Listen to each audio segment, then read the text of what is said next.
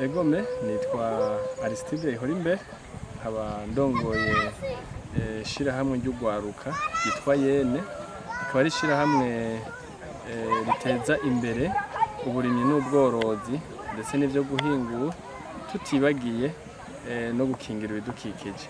Kuri uno munsi uri hejuru twaramutse tugendera ni komine ya Musenyeri muri province Bubanza, aho twakoreye igikorwa gikomeye cyo gukingira ibidukikije, igikorwa cyo kuzuza ibibanza bakuyemo amatafari bitari bigishoboye kurimwa, twarabisubiye turavyuzuza turabitunganya kugira bisubire kurimwa nkuko mwabibonye, kandi twongera turagwiza n'imivyaro ishika ku 80,000 igizwe n'ubwoko butandukanye, imikaritusi, gereveriyo n'ikariyandra, kugira ngo tubihe abenegihugu baba aboroye inka, baba nk'imikaritusi yo gutera kuri iyi misozi tubona yambuye hirya no hino, kugira dushobore gukingira vy'ukuri ibidukikije n'imivo. Rero iki gikorwa twagikoze ku bufatanye wadufashe umugongo ni ikigega ni FEMU, ni ishirahamwe mpuzamakungu rije gukingira ibidukikije, iyo ryadufashe umugongo mwa kino gikorwa twakoze. Tukaba twari twagira uno munsi tuzaranye n'userukira mu Gifaransa bita coordinateur ico kigo FEMU, turi kumwe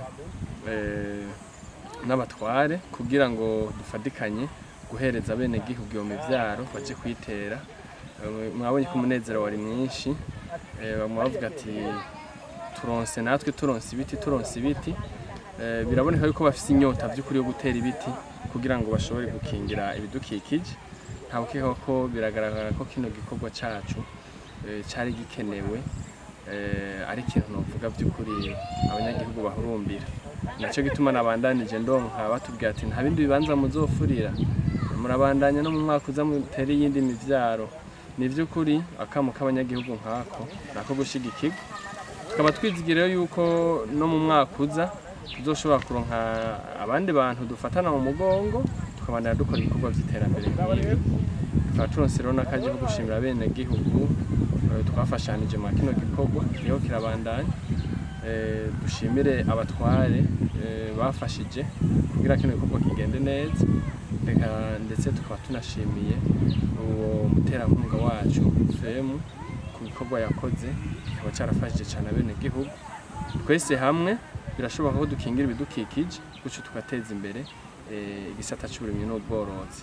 Ntiyakamo ugwaruka ni twebwe benshi ko twokwiva inyuma mu guteza imbere kino gisata cyo gukingira ibidukikije. Mukoze cyane.